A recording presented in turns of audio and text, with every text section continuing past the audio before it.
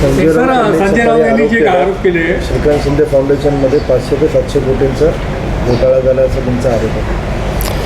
खरं म्हणजे सन्माननीय संजय राऊत यांनी जो आरोप केलेला आहे तो अत्यंत हास्यास्पद आहे. कारण ते पत्राताळीच्या घोटाळ्यामध्ये स्वतः जेलवारी करून आलेले आहेत. खिचडी घोटाळ्यातले पैसे जे आहेत हे त्यांच्या ज्या सह्याद्री रिफ्रेशमेंटला देण्यात आला होता ठेका कोविड काळामध्ये आणि बाकीच्या याच्यामध्ये, तर त्या काळातले पैसे त्यांच्या मुलीच्या, भावाच्या आणि त्यांच्या पार्टनरच्या खात्यात गेल्याचं हे स्पष्ट झालेलं आहे. आणि त्यांनी अशा प्रकारचा आरोप करणं हे अत्यंत हास्यास्पद अशा प्रकारचं वक्तव्य आहे. दुसरी गोष्ट अशी, श्रीकांत फाउंडेशनच्या कामाच्या संदर्भातले ते स्वतः साक्षीदार आहेत.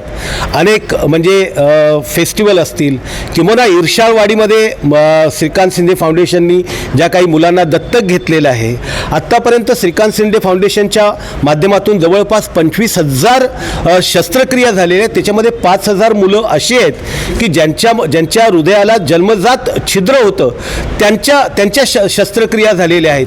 या संपूर्ण महाराष्ट्रामध्ये ज्यावेळेस कराड असेल किंवा केरळमध्ये आलेला भूकंप महापूर असेल किंवा केरळमध्ये आलेला महापूर असेल, कोल्हापूरमध्ये, सांगलीमध्ये आलेला महापूर असेल, या ठिकाणी सगळ्यात पहिल्यांदा मदत पोहोचवण्याचं काम श्रीकांत शिंदे फाउंडेशननी केलेलं आहे.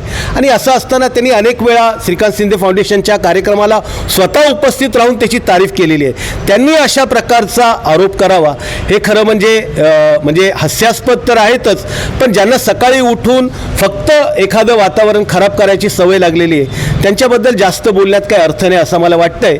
आणि स्वतः खासदारांनी या संदर्भात अतिशय सुस्पष्ट पद्धतीनं खुलासा केलेला आहे.